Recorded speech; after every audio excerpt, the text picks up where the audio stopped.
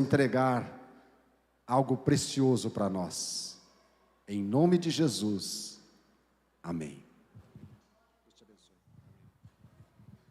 Amém, igreja? Graça e paz, bom dia. O pastor estava falando, sobre a gente ser carteiro. Eu estava só pensando, eu preciso entregar mais carta para entrar em forma, né? Preciso andar mais. Carteiro geralmente é mais magrinho. Preciso entregar mais carta. Bom, antes da gente começar, queria deixar registrado aqui. 15 dias atrás eu estive aqui também, trazendo uma palavra.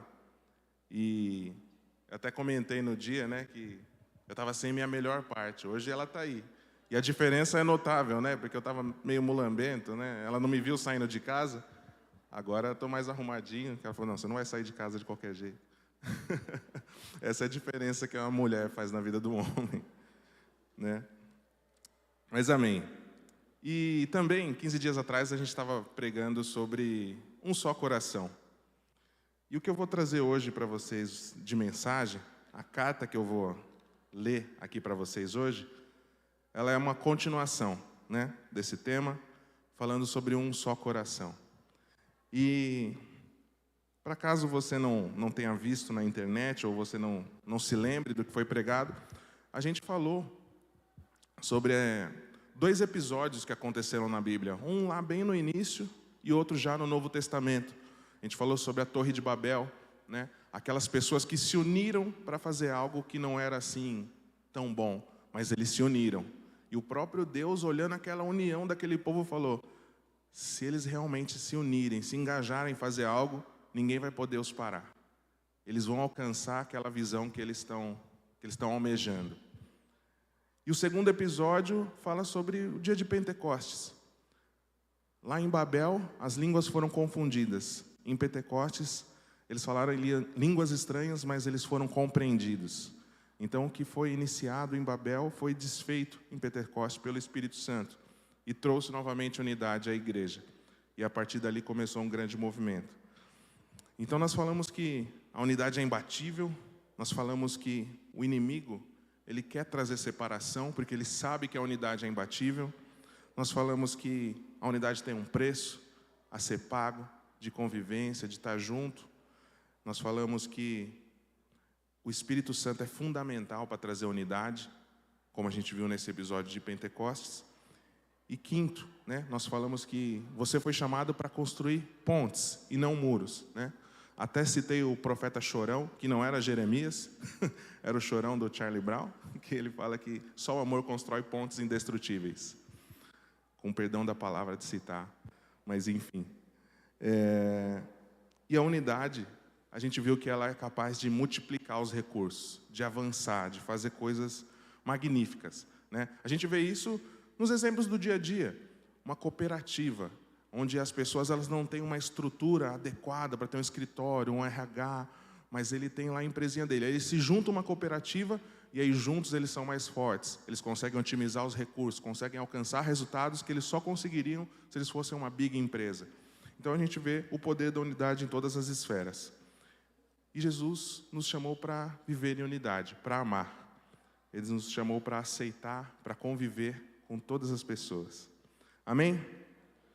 E hoje nós estamos aqui nessa igreja que chama Comunidade da Graça, Comunidade, ela é uma palavra, formada por 2 palavras, uma comum unidade, uma unidade em comum. Nós temos uma unidade em comum, que é nós cremos em Cristo, nós acreditamos no Evangelho, nós acreditamos na palavra de salvação. E qual que é o propósito, nós agora que estamos juntos, dentro dessa igreja, em unidade? Qual que é o propósito para qual nós fomos chamados? Qual que é a razão de estarmos aqui? Será que o propósito é um lugar que eu vou de domingo, escuto uma palavra, tem uma paz. Nossa, quando o pastor prega, dá uma paz. Volto para casa mais leve e volta tudo normal. Aí tem que voltar domingo que vem para novamente ouvir e trazer paz. Qual que é o papel da igreja? Qual que é o dever da igreja? Será que é cumprir com essa religiosidade que a gente tem? Pô, se eu não tiver uma igreja, eu não tenho onde ir domingo e aí, eu não vou para o céu. O propósito, ele é descoberto a partir do momento que a identidade da igreja é revelada. Vou falar de novo. O propósito, ele é descoberto a partir do momento que a identidade da igreja é revelada. E a identidade, ela é consequência da natureza da igreja. Eu vou ler um texto com vocês para exemplificar isso. Só para exemplificar. Não é o alvo da mensagem, mas para vocês entenderem que o propósito é descoberto a partir do momento que a identidade é revelada. E a identidade é uma consequência da natureza. Vamos abrir a Bíblia em Mateus 16? Mateus 16, 18. Só um versículo para exemplificar ou tentar trazer clareza do que eu acabei de falar. Mateus, capítulo 16, versículo 18.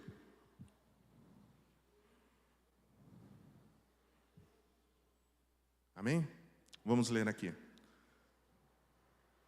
E eu lhe digo que você é Pedro, e sobre esta pedra edificarei a minha igreja, e as portas do Hades não poderão prevalecê-la.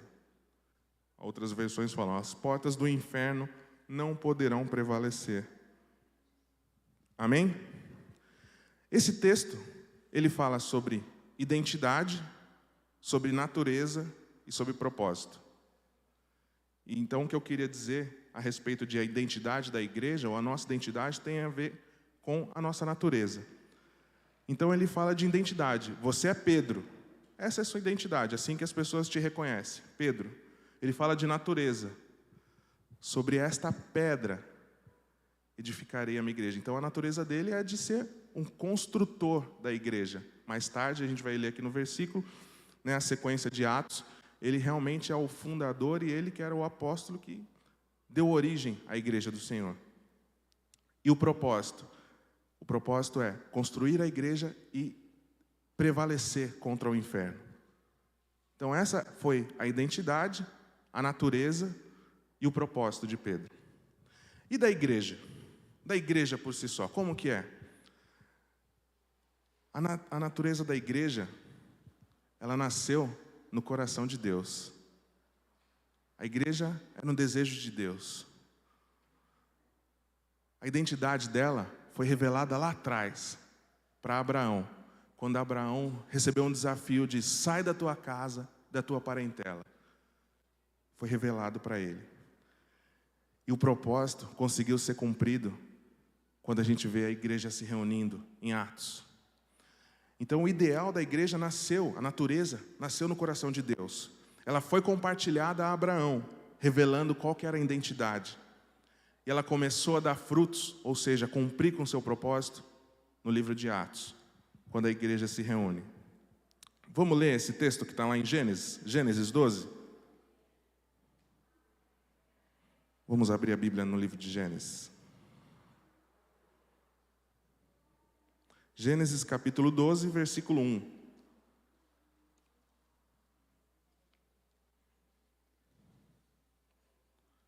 Que diz assim. Então, Gênesis 12, 1. Então o Senhor disse a Abraão, saia da sua terra, do meio dos seus parentes, da casa do seu pai, vá para a terra que eu lhe mostrarei. Versículo 2. E farei de você um grande povo, e o abençoarei. Tornarei famoso o seu nome, e você será uma bênção. Novamente, ele traz a clareza de Abraão aqui, qual que é a identidade dele, e qual que é o propósito. Ser uma bênção. Esse é o propósito da igreja, ser uma bênção. Ser uma bênção na vida das famílias, ser uma bênção no bairro que ela está instalada, ser uma bênção na cidade. Esse é o nosso papel enquanto igreja.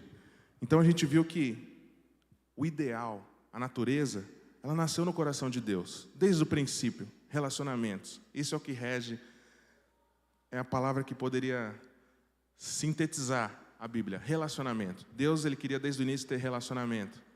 Por isso que foi criado Adão e Eva, para que eles tivessem relacionamento.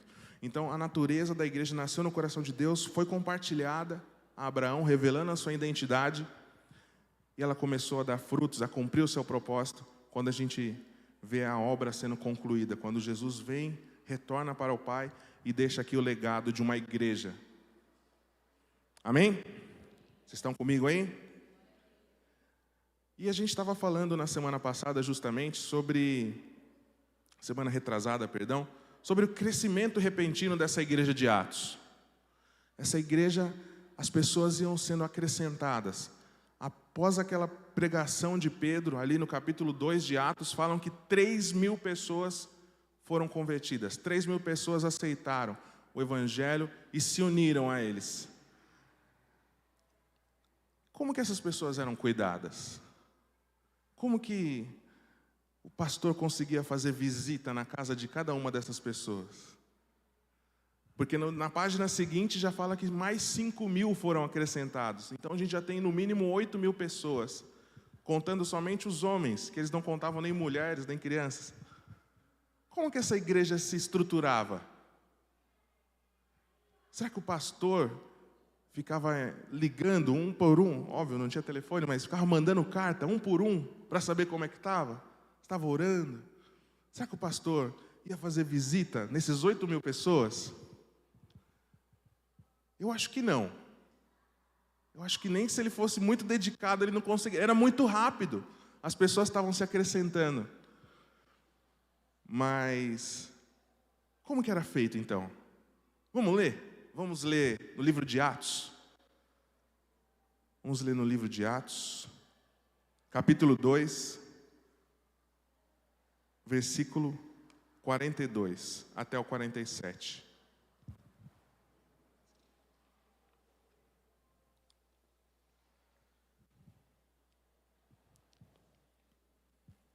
Atos, capítulo número 2, versículo 42 até o 47.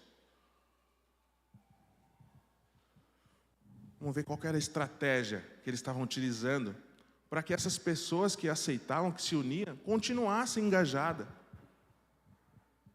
Atos 2:42 diz assim: eles se dedicavam ao ensino dos apóstolos e à comunhão, ao partir do pão e às orações. 43. Todos estavam cheios de temor, e muitas maravilhas e sinais eram feitos pelos apóstolos. Todos os que criam mantinham-se unidos. Está escrito unidos na palavra de vocês aí? Mantinham-se unidos e tinham tudo em comum. Daí o nome, comunidade. Todos, versículo 44. Todos os que criam mantinham-se unidos e tinham tudo em comum. 45. Vendendo suas propriedades e bens, distribuíam a cada um conforme a sua necessidade. Participavam das refeições, todos os dias continuavam a reunir-se no pátio do templo. Partiam pão em suas casas e juntos participavam das refeições, com alegria e sinceridade de coração, louvando a Deus e tendo simpatia de todo o povo. E o Senhor lhes acrescentava todos os dias os que iam sendo salvos. Amém? Vamos orar para que o Espírito Santo revele a nós aquilo que Ele quer trazer por meio dessa palavra. Senhor Jesus, obrigado, Pai, por estarmos aqui. Obrigado porque Tu és um Deus maravilhoso, fiel. Tu és um Deus que nos guarda, Pai. Obrigado por essa palavra. Que Teu Espírito Santo possa falar através de mim hoje, Pai. Que Teu Espírito Santo também possa estar nos corações de cada um aqui, a fim de receber essa Tua palavra, a fim de trazer discernimento, a fim de trazer aplicabilidade para as suas vidas, para as suas famílias, para as suas casas. Em nome de Jesus, Pai, fala ao nosso coração hoje. Nós oramos, Te agradecemos. Amém. Amém. O crescimento dessa igreja, eu não sei se vocês perceberam, no versículo 46, fala que todos os dias continuavam a reunir-se no pátio do templo, mas tem um ponto: partiam o pão em suas casas. Então o que eles ouviam no templo, eles traziam para dentro de casa, ministravam, as pessoas eram impactadas e as pessoas eram somadas. Se a gente pensar num lugar físico, que lugar naquela época caberia 10, 12, 20 mil pessoas, que foram o número de pessoas que foram acrescentadas aqui? O crescimento se deu porque eles levavam o evangelho para suas casas. E semana retrasada, quando eu falei sobre essa palavra, o pastor falou: o mais importante, isso começa dentro de casa. E é sobre isso que eu queria falar hoje, né? Sendo o Dia das Mães, o dia especial. Parabéns para todas as mães, aquelas que eu ainda não consegui dar um parabéns pessoalmente. Feliz Dia das Mães para todas vocês. Literalmente, sem vocês não estaremos aqui. Mas amém, é uma bênção ter vocês nas nossas vidas. Então, o crescimento dessa igreja, ele só foi possível porque eles eram cuidados. E na quarta-feira, para aqueles que estavam aqui na quarta-feira, a mensagem vai ser repetida, mas como eu sei que tem pessoas que não estavam aqui, eu falei sobre uma ovelha. Hoje eu não sei se você recebeu aí, vou mostrar para vocês a foto de uma ovelha. A gente está acostumado a ver ovelha bonitinha, né? Vocês estão conseguindo enxergar? Essa ovelha aí é a ovelha que chama Barak. Ela foi encontrada lá na Austrália e ela chegou nesse estado porque ela estava sem cuidado. Se vocês repararem bem nessa ovelha, ela tá com uma pelugem, né? Uma lã muito grande.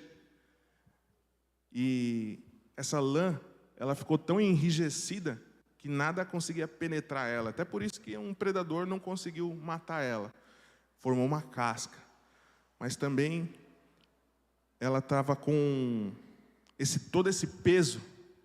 E você vê que nessa foto ela não está nem de pé, porque ela não conseguia se manter de pé. Os pés dela estavam feridos, mediante o peso que ela estava carregando. Quando eles fizeram de fato a tosa dessa ovelha, eles pesaram e tinha 35 quilos só de lã dessa ovelha. E ela estava carregando esses 35 quilos de fardo extra, porque ela estava sozinha. Ela foi encontrada no meio de uma floresta lá na Austrália.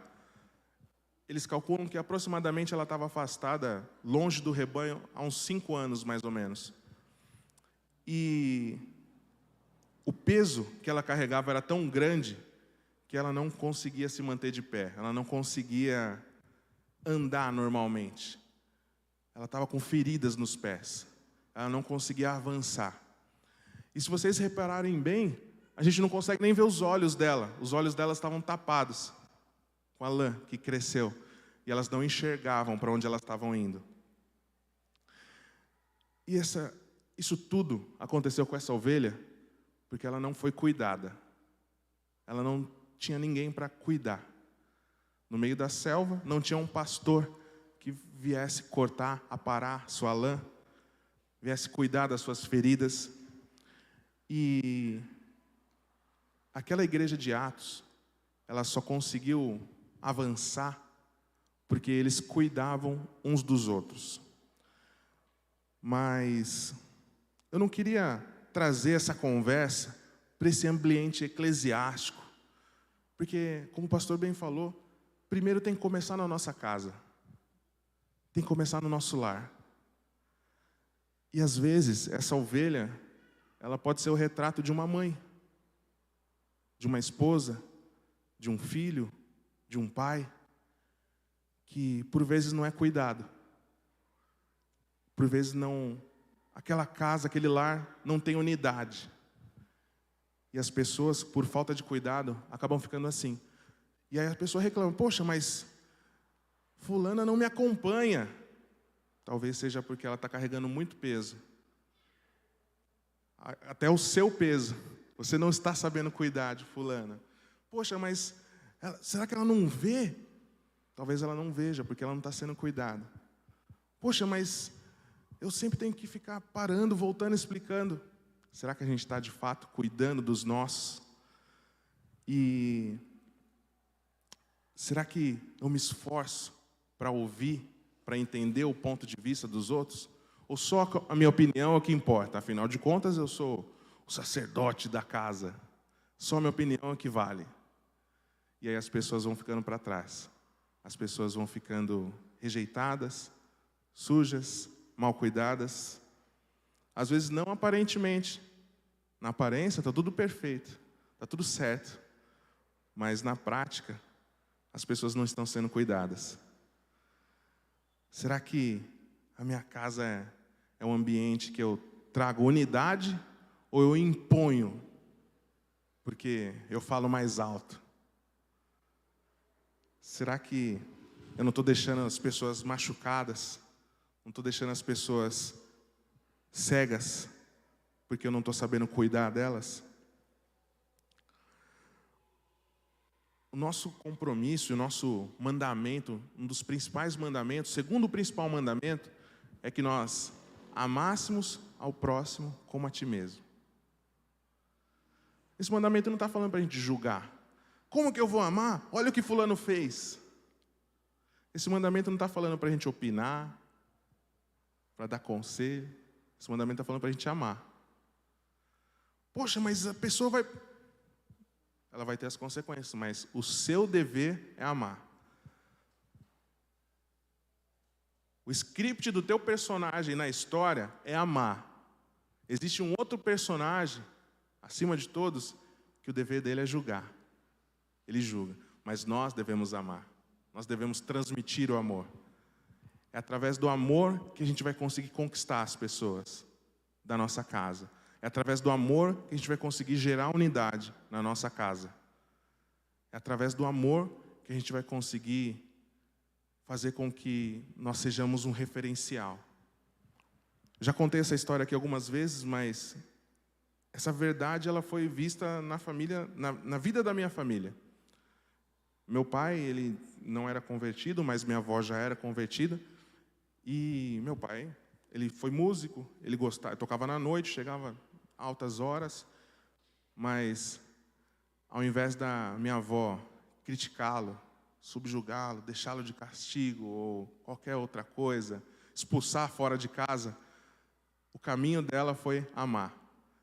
Ele chegava por volta de 2, 3 horas da manhã e falava: você comeu? Quer que eu faça alguma coisa para você? Esse amor constrange, ao ponto do meu pai, anos depois, se converter, entregar sua vida a Cristo, virar um diácono, líder da igreja, líder de célula, né? Criar os filhos dentro do caminho do Senhor. Mas tudo isso nasceu com amor. Não nasceu com gritaria, não nasceu com desordem, nasceu pelo amor. E será que nós estamos sendo esses agentes de amor dentro dos nossos lares?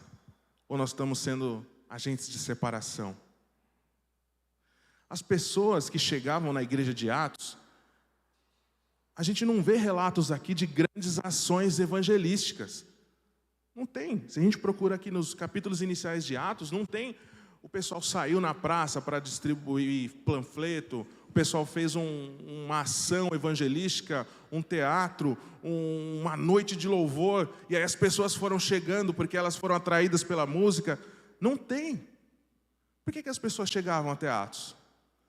Elas chegavam até essa igreja de Atos porque elas ouviam falar: poxa, lá tem um povo, o povo é tão unido, que os jovens daquela comunidade, eles não são filho de fulano e de ciclano, eles são filhos da comunidade. Então, se você vê um jovem indo para um caminho de tropeço, você alerta ele: ah, mas não é teu filho, não é problema teu, mas é um filho da nossa comunidade. Nós cuidamos uns dos outros, nós nos importamos uns com os outros.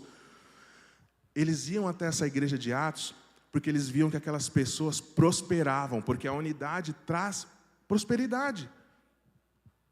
Eles tinham lá pessoas, e eu não estou nem falando aqui de a gente entrar na semântica do que está escrito aqui, que eles vendiam seus bens e davam uns aos outros.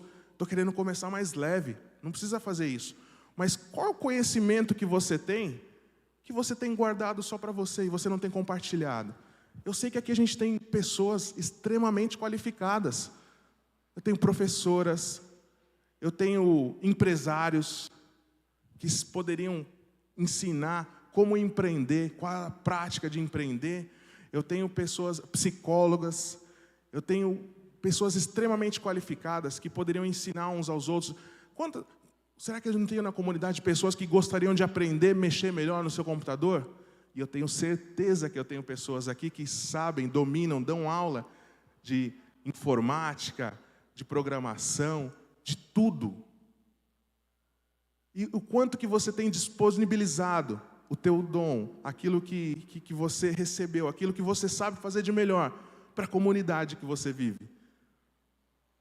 Pessoas aqui que querem aprender o instrumento, tem músicos maravilhosos aqui, tirando eu. Pessoas que gostariam de fazer tantas coisas, e dentro da nossa comunidade a gente tem a resposta. Só que falta a gente ser a resposta. E essa igreja de Atos, ela era um chamariz para as pessoas, porque eles viam, é um povo que se ajuda, que está unido, que caminha junto, que quando vê um tropeçando, ele vai ajudar, ele não vai julgar, ele não vai apontar o dedo e falar, nossa, olha, pecado será que ele cometeu para chegar nesse ponto, para estar colhendo esse fruto? Quem planta, colhe, né? Mas não, eles estavam preocupados em ajudar, em fazer a comunidade deles avançar. Eles aprendiam que em unidade é possível chegar mais longe. Talvez se você correr sozinho, você vai chegar mais rápido. Mas em comunidade a gente chega mais longe. A nossa vida não é um sprint de 100 metros rasos. Não é uma corrida que você está vendo a chegada ali. Nossa corrida é uma maratona. E se você quiser fazer essa maratona sozinho, você não vai conseguir. Mas em comunidade a gente consegue, porque um ajuda o outro. Quando um está cansado, o outro levanta, o outro carrega. Isso é uma vida em comunidade. E esse princípio, ele tem que começar na nossa casa. A tua casa é esse ambiente, igual essa igreja de Atos, que as pessoas olham e falam, nossa, eu queria fazer parte dessa família, olha que legal. Eu queria poder estar andando com esse pessoal, porque olha como eles são. Ou a tua casa é um ambiente que as pessoas têm até pressa de ir embora, porque daqui a pouco começa uma gritaria, um berreiro. Opa, peraí que eu já tenho que ir. O nosso lar é o nosso primeiro ministério. Se a gente quer fazer uma igreja unida, tem que começar com uma família unida, com uma casa unida. Nosso lar é o ambiente de reconciliação. Nós vimos isso daqui na semana passada. O perdão sendo gerado dentro do ambiente familiar. A minha casa, ela está longe de ser minha família, de onde eu vim, né? Meus pais, minha mãe. Minha família agora atual, eu estou começando a construir, né? Pedrinho está aí, Stephanie está aí, é uma bênção. Mas falando da minha família, dos meus pais, que estão longe de ser uma família perfeita, pelo contrário, tem vários pontos, mas era o ambiente, e a Stephanie vai confirmar isso, que as pessoas eram atraídas para lá. É impressionante, eu chegava já mais velho, eu chegava em casa da faculdade, aí tinha lá, eu tenho só um irmão, Guilherme, mas eu chegava lá, estava o Léo, que era o filho da vizinha, que ficava em casa mais do que eu e meu irmão. Mas eles eram atraídos para aquela casa. E até hoje, a gente tem uma amizade, ele chama meus pais de pai. A mãe dele é viva, né, e tudo mais, mas ele chama a minha dele. Aí chegou o Luan, um outro vizinho, outro filho. A mãe dele tinha ciúmes, que ele passava mais tempo na nossa casa do que na casa dele. Porque era um ambiente propício, que as pessoas gostavam de sentir o amor, que às vezes faltava dentro da casa deles. Por diversos contextos. Então, o nosso lar é o nosso primeiro ministério. É lá o primeiro lugar onde a gente vai ganhar vidas para Jesus. É o primeiro lugar que as pessoas vão olhar, ver a forma como você trata a sua esposa, a forma como você trata o seu marido, a forma como você trata os seus filhos, a forma como você trata os seus pais. Isso é o que traz impacto na comunidade. Não é você fazer um discurso bonito, você ler um texto bonito, não é você pregar bem, não é você fazer uma bela canção. O que traz impacto de verdade para a sociedade é uma casa vivendo em unidade, vivendo a palavra de Deus.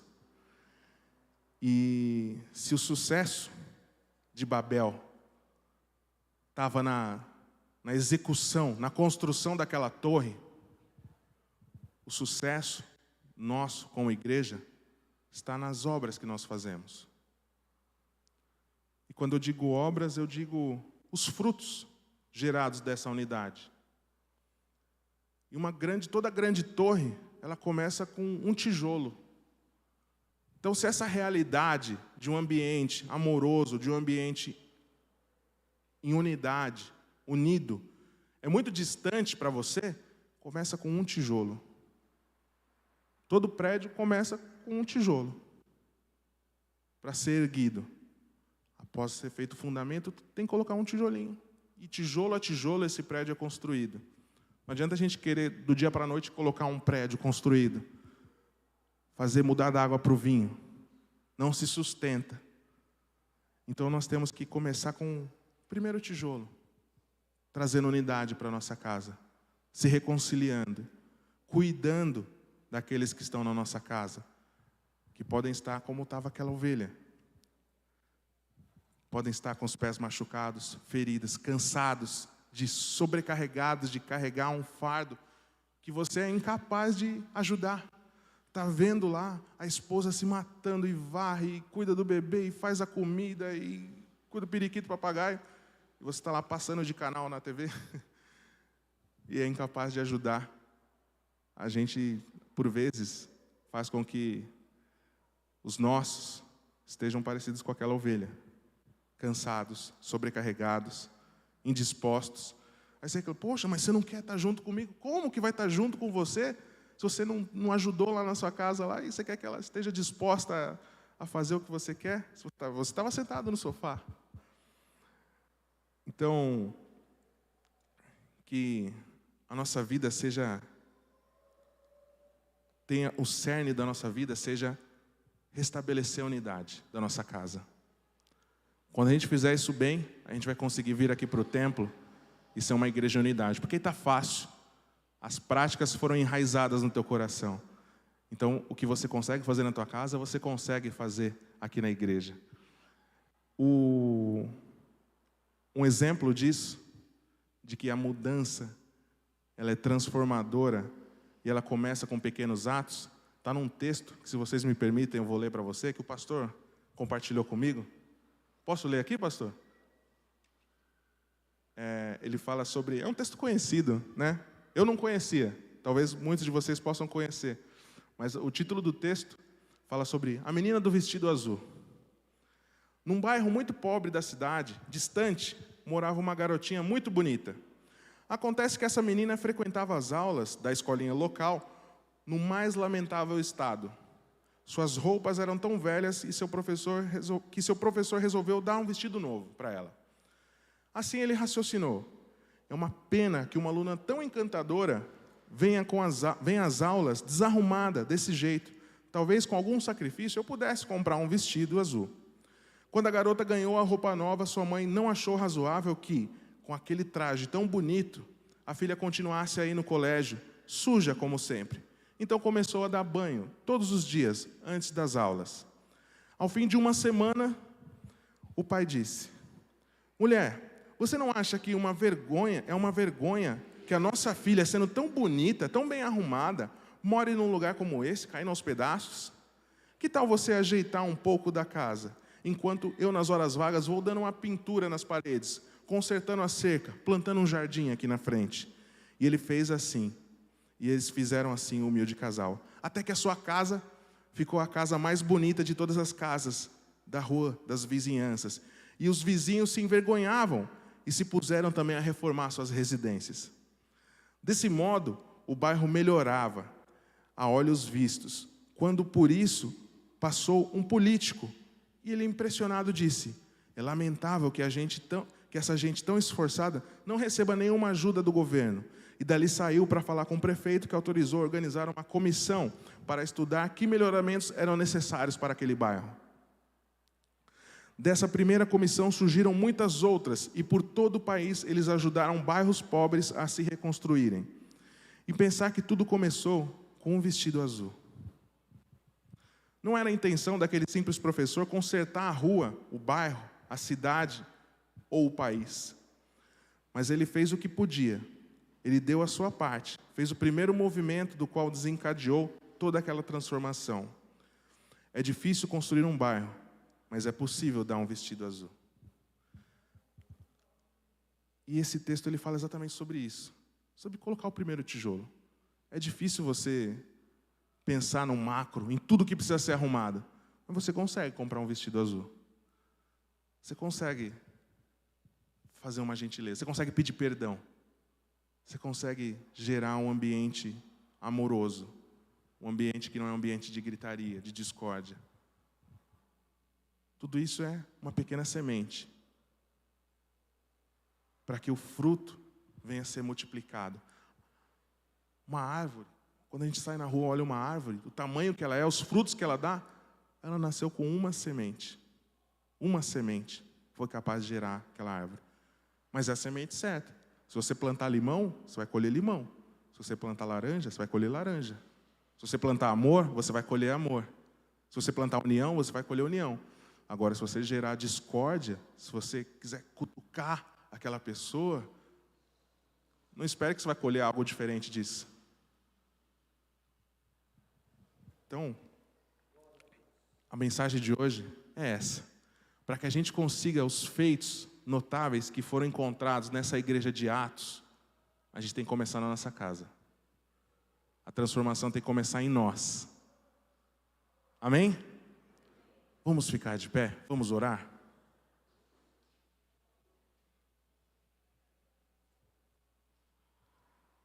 Eu não posso me prolongar porque daqui a pouco tem uma surpresa para as mães. Então, vamos orar, mediante essa palavra que a gente acabou de receber. Que o Espírito Santo continue falando com nossos corações. Que nos lembremos dessa mensagem quando chegar na nossa casa. Nós pensemos em o que a gente quer colher dentro do nosso lar. O que a gente quer colher na nossa casa.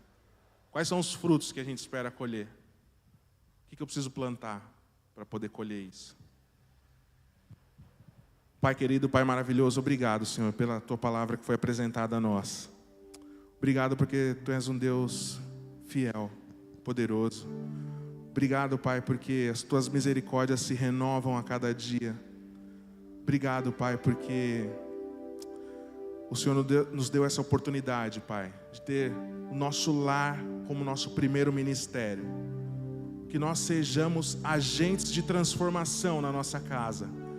Que nós sejamos aqueles que vão semear boas coisas em nosso meio. Vamos semear amor. Vamos semear unidade. Que o nosso lar seja um lar de paz. Um lar agradável. Um lar que reflete o Teu caráter. Que os nossos vizinhos, que os nossos colegas de trabalho olhem para nossas vidas e eles sintam interesse, vontade de nos aproximar, de experimentar disso que estamos vivendo, Pai, dessa transformação que vem do Senhor. Não é pela nossa capacidade, não é pelo nosso intelecto. Nós oramos, Pai, sobre todo o lar aqui representado, sobre toda a casa, Pai. Nós oramos sobre toda a família, Pai. O Senhor conhece cada realidade, eu não conheço, mas o Senhor conhece cada realidade. O Senhor conhece relacionamentos que estão por um fio. O Senhor conhece famílias que não estão se falando. O Senhor conhece, Pai. O Senhor conhece cada lar, Pai. Que a Tua mensagem possa encontrar esses corações, Pai. A Tua mensagem possa encontrar esses corações, quebrantar, tirar toda e qualquer amargura. Que o Senhor possa ser o nosso pastor fiel, remover o peso que estamos carregando, o peso de uma amargura, o peso de uma falta de perdão. Que o Senhor possa ser o nosso pastor e nos guiar, Pai, a fim de que não nos percamos, a fim de que logo estejamos hábeis para com saúde, Pai. Ter um lar de paz, ter uma família abençoada, ter uma igreja unida em um só coração, para que possamos, Pai, cumprir o nosso propósito aqui na terra. Em nome de Jesus, nós oramos, Pai, te agradecemos, Pai. Clamamos pela Tua intervenção em nossas vidas. Amém. Tua doce voz que me guia em meio ao fogo.